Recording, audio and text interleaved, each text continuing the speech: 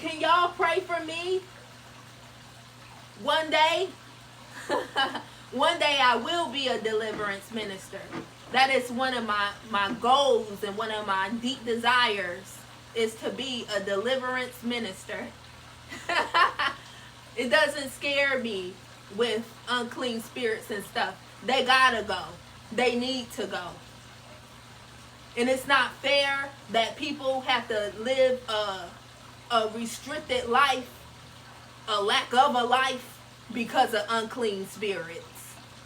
So yeah, I want to be a demon slayer. And I am a demon slayer. And I want to help other people. So pray for me, y'all. That's the desire of my heart. I know I have a long way to go. Have a long way to go. And I hope that there'll be other people that'll come up as a lot of other people to come up as deliverance ministers as well, because it's just not enough. It's not enough. It just seemed like you got to go across the country to find somebody who know how to cast out spirits and to confront them. It just seems like it's just not enough. And then it seems like it's a lot of work for one person.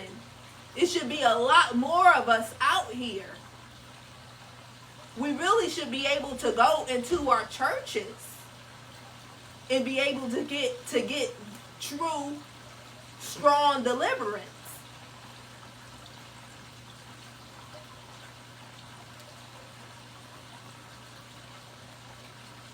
But for some reason, I don't know if it's not enough people who are believing that, spiritual warfare takes place. I don't know if it's just not enough people who have that level of faith or something. I don't know, but it's sad. We should be able to go into our churches and be able to get set free. Why is that not happening? We leave with a word, but we leave the same way we came in. We should be able to be set free, don't y'all think?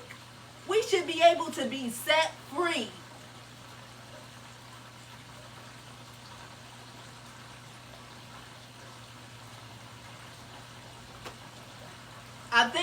I think a lot of pastors, ministers within the church, I think they're afraid, to be honest with you. I think they're afraid. They're afraid to lose members because a lot of people do run away when it comes to spiritual warfare. They're not ready to hear those things, and to see those things, even though they're reality.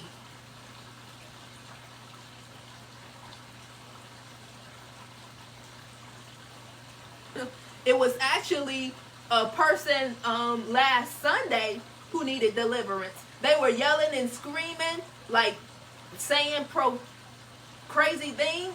They needed deliverance. They didn't need to get kicked out the church. They needed deliverance.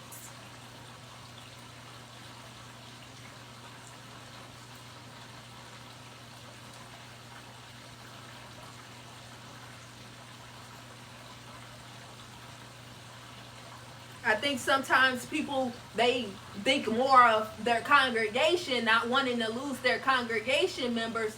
But at the end of the day, come on. The people of God, the body of Christ, they need help. They need deliverance. They need to be set free.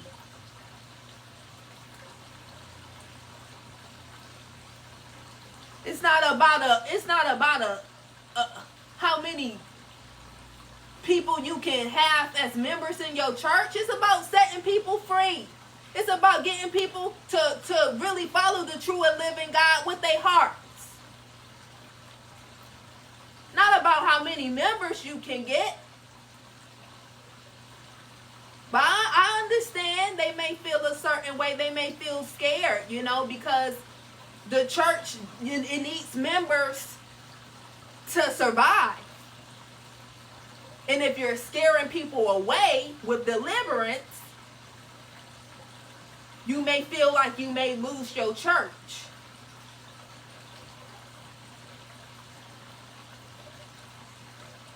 But you got to remember who you serve. You serve the true and living King, Jesus Christ. You don't serve man. You don't serve the want of just having a large church. You're serving the body of Christ, and they're calling out for help. And you're going to turn an eye and an ear because you want to keep members? Remember who you serve. You serve Jesus Christ. You're his steward.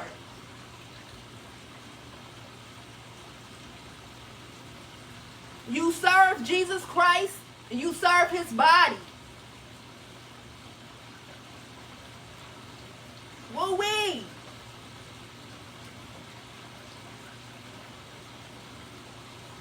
I feel it.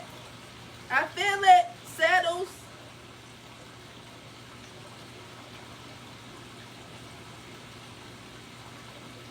I just feel so bad for some of the deliverance ministers now because it be so many people. That's why it's so hard to get deliverance, because it be so many people trying to come to like one ministry with one person who was strong in deliverance.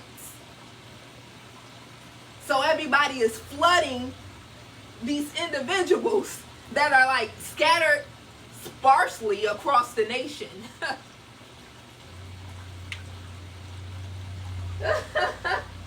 I'm saying, we need more deliverance ministers. We need more people who are willing to learn about spiritual warfare and not be afraid and not shy away from it. But to take up your shield, take up the armor of God,